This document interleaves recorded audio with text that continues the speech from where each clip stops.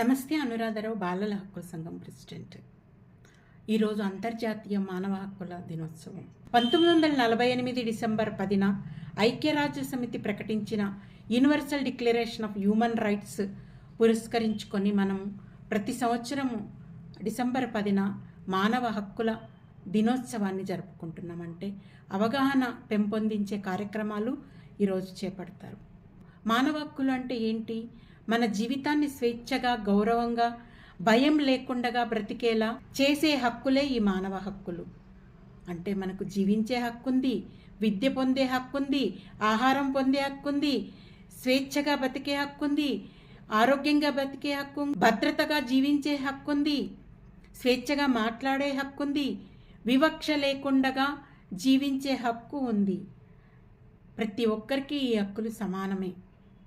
కానీ మన చుట్టూ పిల్లలపై ఏ విధంగా హింస జరుగుతుంది, ఏ విధంగా వాళ్ళు ఇబ్బందులకు లోనవుతున్నారు అన్నది మనం చూసినట్లయితే వాళ్ళ హక్కులకు ఉల్లంఘన జరుగుతుంది. రోజు వారిపై హింస జరుగుతుంది, బాల్య వివాహాలు అవుతున్నాయి, బాల కార్మికులుగా వాళ్ళు పనులలోకి వెళ్తున్నారు, వాళ్ళపై దాడులు జరుగుతున్నాయి, అపహరణకు గురవుతున్నారు, కిడ్నాప్లకు గురవుతున్నారు, కులం మతం పేరుతో హింసకు గురవుతున్నారు, బలహీన వర్గాలపై దోపిడీ జరుగుతుంది. అంటే మన హక్కులకు ఉల్లంఘన జరుగుతూనే ఉంది ప్రతిరోజు. ఇది చూస్తూనే ఉన్నాం. ముఖ్యంగా పిల్లలపై హింస జరుగుతుంది.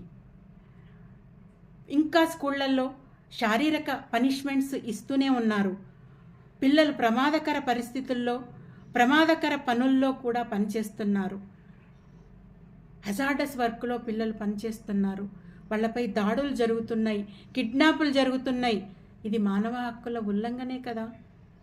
పిల్లలు మాట్లాడలేరు, ఎదిరించలేరు, చెప్పలేరు, మాకు అన్యాయం జరుగుతుంది అని చెప్పలేరు. వాళ్ళు వారిని రక్షించడం ప్రతి ఒక్కరి బాధ్యత. ముఖ్యంగా కుటుంబ బాధ్యత, సమాజం బాధ్యత, స్కూల్స్ బాధ్యత. స్కూళ్ళల్లో ఉన్నంతసేపు పిల్లలను రక్షించేది స్కూలు వాళ్ళ బాధ్యత, ప్రభుత్వం బాధ్యత.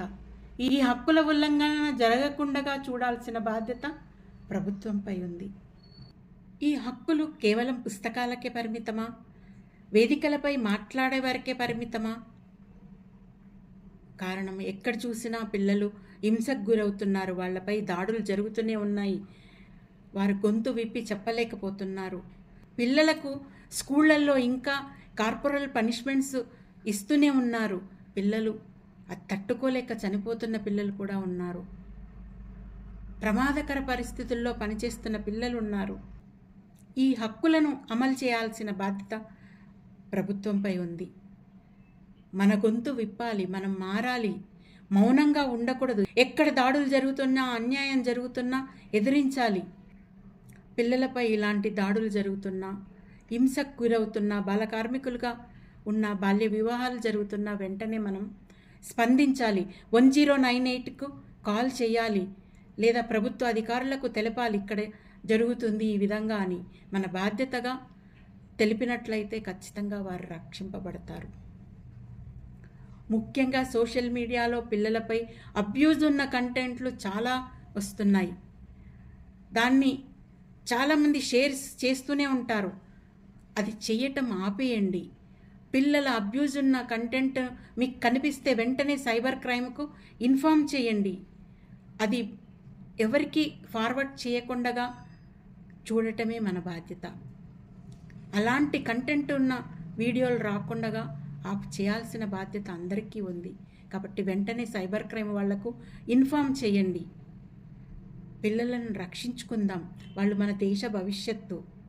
మానవ హక్కులను కాపాడడం ప్రతి ఒక్కరి బాధ్యత. ప్రతి ఒక్కరు ఒక చిన్న అడుగు వేస్తే సమాజం మరింత మెరుగవుతుంది, మరింత బాగుపడుతుంది, పిల్లలు రక్షింపబడతారు. మనం ఒక అడుగు ముందుకు వేస్తే, ఎక్కడ అన్యాయం జరుగుతున్నా అక్కడ మనం అడుగు వేసినట్లయితే, పిల్లలను రక్షించుకున్నట్లయితే సమాజాన్ని రక్షించిన వాళ్ళం అవుతాం.